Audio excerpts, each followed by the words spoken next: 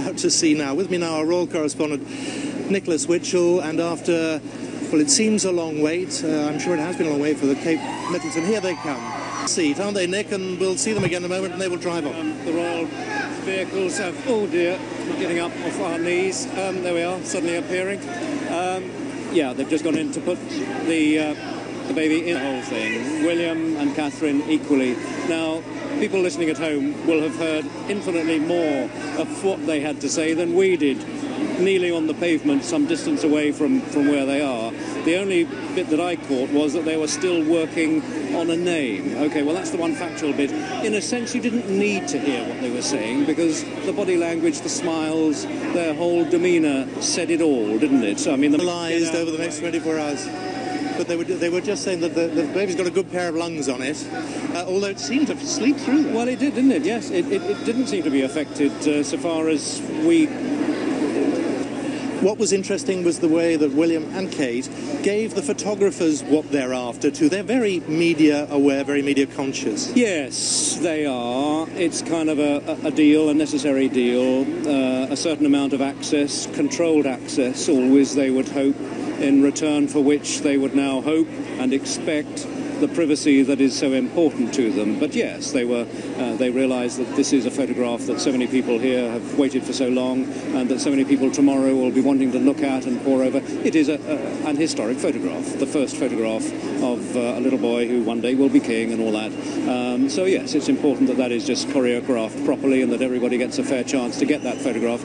Not that you can see very much. I mean, I could see a sort of blonde head, but not a whole lot more. We've had Nick Witchell joins me again. He's a big boy, quite heavy, still working on a name. Yeah, I just was speaking to my colleague Peter Hunt, who is much closer to where they were.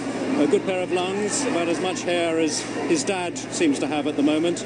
And you notice that William kind of mopped his brow after he'd successfully done the baby seat operation. That was achieved successfully. And then seatbelt on and William driving them away.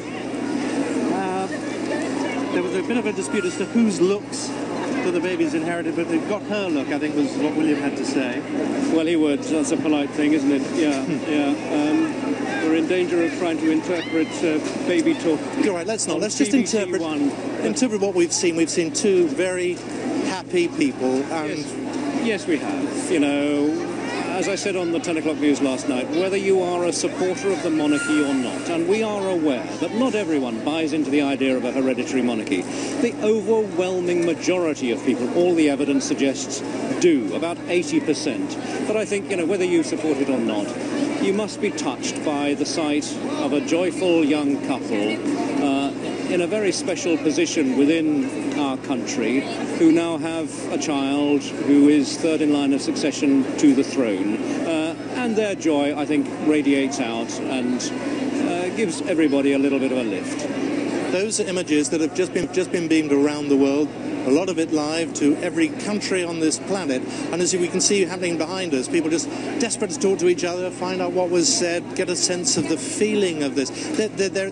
There is, people feel part of this for this moment. And that's the way the royal family has always been, in a sense. No, that's not correct. Has not always been, but certainly in recent memory has been. And it's terribly important to the royal family. This is a representative monarchy. They have got to ensure that the population at large buys into what they represent and respects them. And certainly at the moment, since the Diamond Jubilee, since the royal wedding, now with this royal birth, I think that levels of popularity and affection and respect are at an unprecedented level. Let's just remind ourselves of that.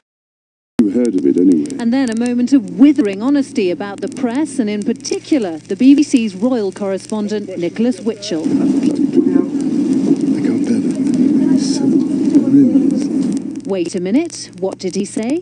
That bloody